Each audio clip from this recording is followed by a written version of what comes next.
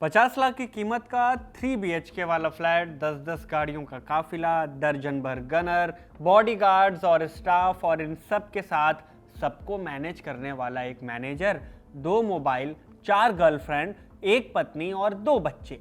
ये सब कुछ था गौरव कुमार सिंह उर्फ ललित किशोर के पास। लोग दाद भी देते थे, जलते भी थे कि इतनी बरकत भला कैसे हो गई।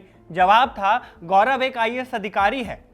किस बैच के, ये कोई नहीं पूछता था। न ये कि गौरव की तुलना में बाकी IAS इतने गरीब क्यों लगते थे। अब मालूम चला कि उत्तर प्रदेश के साथ ही साथ बिहार, झारखंड और मध्य प्रदेश तक अपना नेटवर्क फैला चुका गौरव IAS था ही नहीं, बहरूपिया था जो AI का इस्तेमाल करता था, लेकिन असली IAS से सामना होने पर पकड़ा गया। लेकिन पकड़े जाने से पहले गौरव उर्फ ललित किशोर ने 3 साल तक जो कायदे की नौटंकी की, उसके आगे बंटी बबली जैसे बड़े बड़े धुरंधर भी फेल हो जाते हैं। ये सरकारी ठेके जारी करता था, कभी आदित्य सुपर 50 नाम से कोचिंग चलाता था और एक्टिंग ऐसी जबरदस्त की कि एक दफे उसने एक असली SDM तक को तमाचा रसीद कर दिया था, लेकिन अगला शिकायत भी न कर पाया कि ये तो सीनियर की फटकार है। नमस्ते, मेरा नाम शुभम है और आप खबरगांव देख रहे हैं, जिसमें आज कहानी एक और फर्जी IAS की।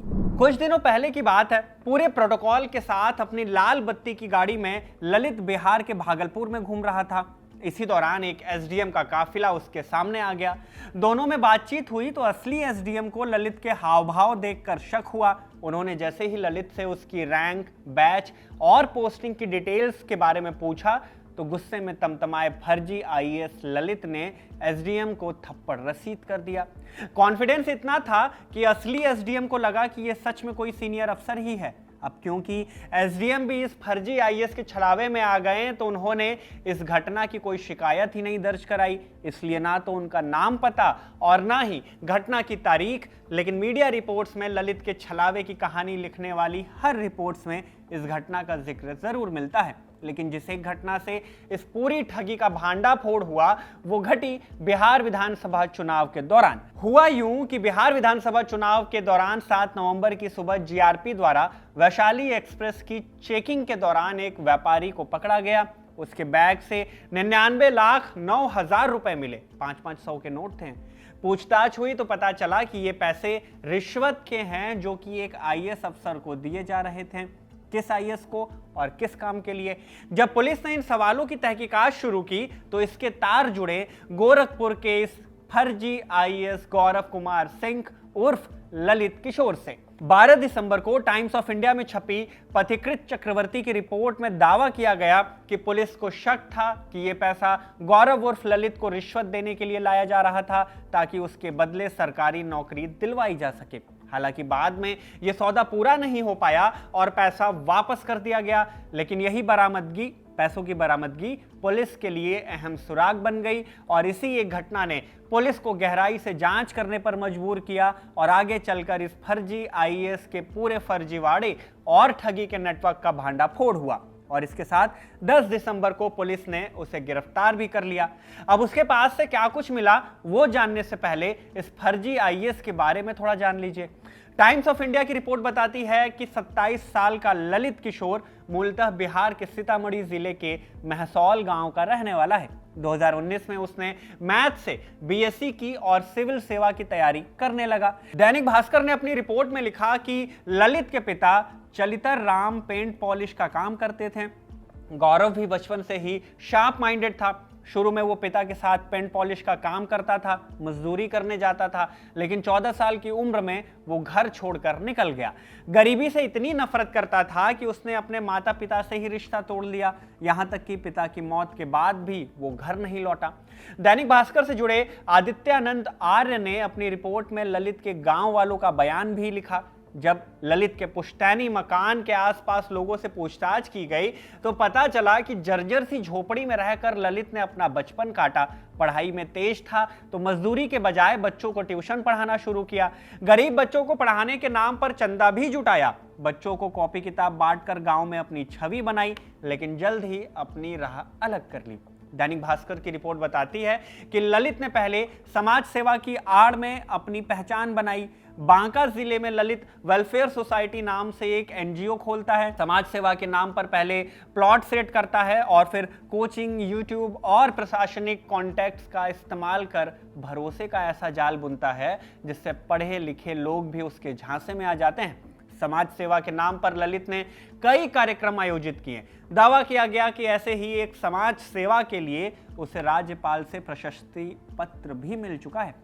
टाइम्स ऑफ इंडिया की रिपोर्ट बताती है कि ललित की तमन्ना शिक्षा विभाग में डिस्ट्रिक्ट इंस्पेक्टर ऑफ स्कूल्स यानी कि DIOS बनने की थी। तैयारी के दौरान ही उसने आदित्य सुपर 50 नाम से एक कोचिंग सेंटर खोल लिया।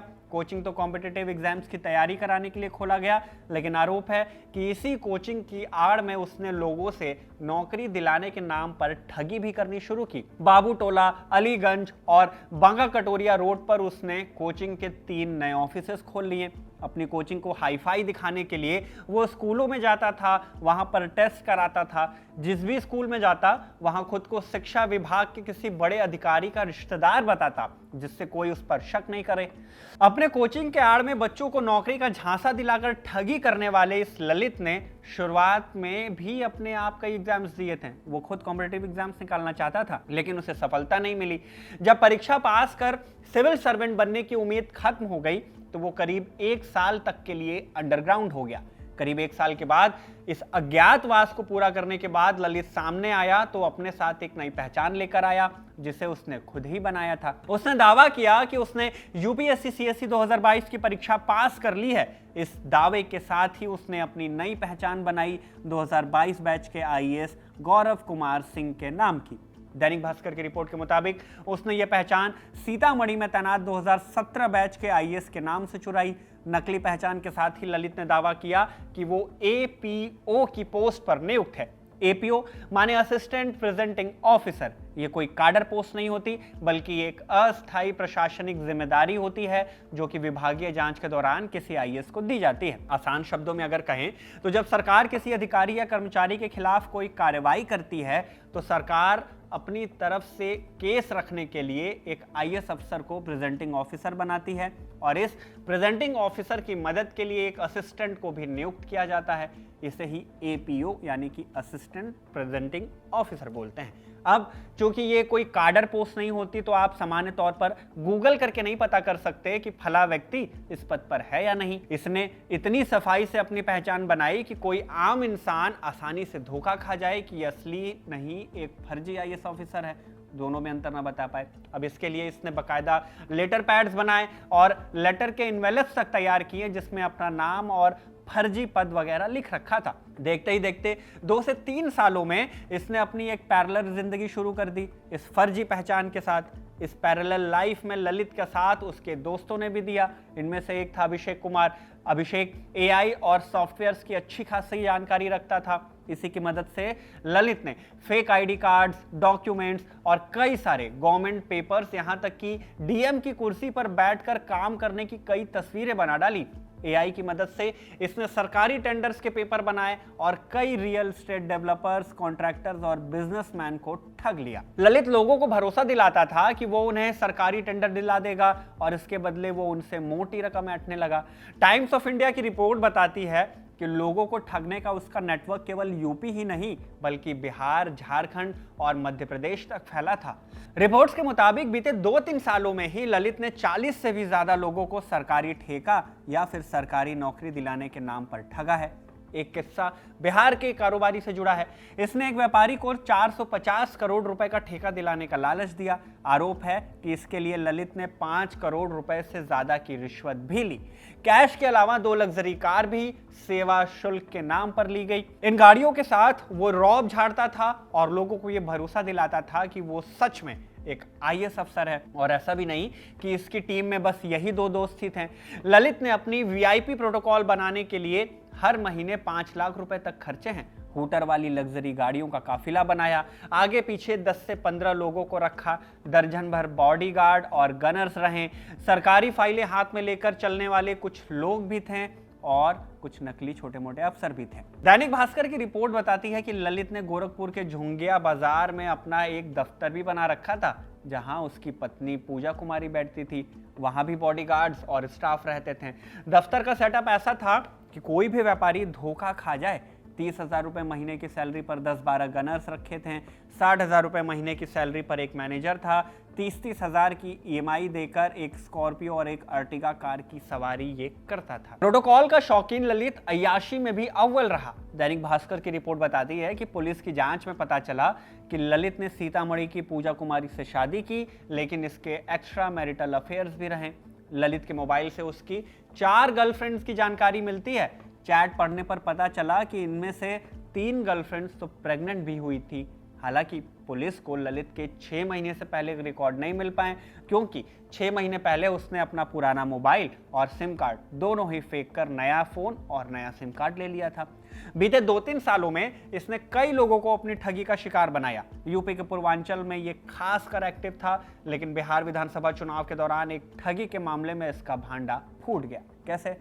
दैनिक भास्कर से जुड़े अनुराग पांडे ने अपनी रिपोर्ट में लिखा कि पटना के मोकामा में रहने वाले व्यापारी मुकुंद माधव से सितंबर 2024 में अररिया बिहार के एक होटल में ललित से मुलाकात हुई। ललित ने मुकुंद को बताया कि वो एक IAS अधिकारी है और बड़े सरकारी टेंडर दिलवाता है।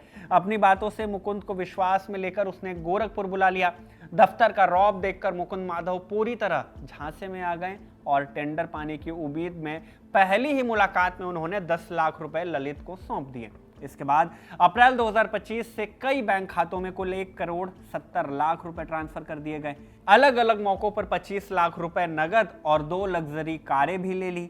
जुलाई 2025 में जब मुकुंद ने टेंडर का स्टेटस पूछा तो ललित ने बड़े बड़े अफसरों के नाम पर फर्जी यानी AI जनरेटेड फर्जी लेटर भेजकर मुकुंद को बताया कि उन्होंने भवन आवंटित करा दिया है। मुकुंद भी इन फेक डॉक्यूमेंट्स को देखकर पूरी तरह से संतुष्ट हो गए। लेकिन कुछ समय बाद जब मुकुंद माधव ने दोबारा से पूछताछ की तो गौरव लगातार यानी ललित लगातार अलग अलग अखबारों की फर्जी कटिंग भेजता रहा, जिनमें लिखा होता था कि मुकुंद माधव को 200 करोड़ का टेंडर मंजूर हो गया है। AI से तैयार की गई ये कटिंग्स मुकुंद को बड़े स्तर पर ठगने की रणनीति का सिर्फ एक हिस्सा थी।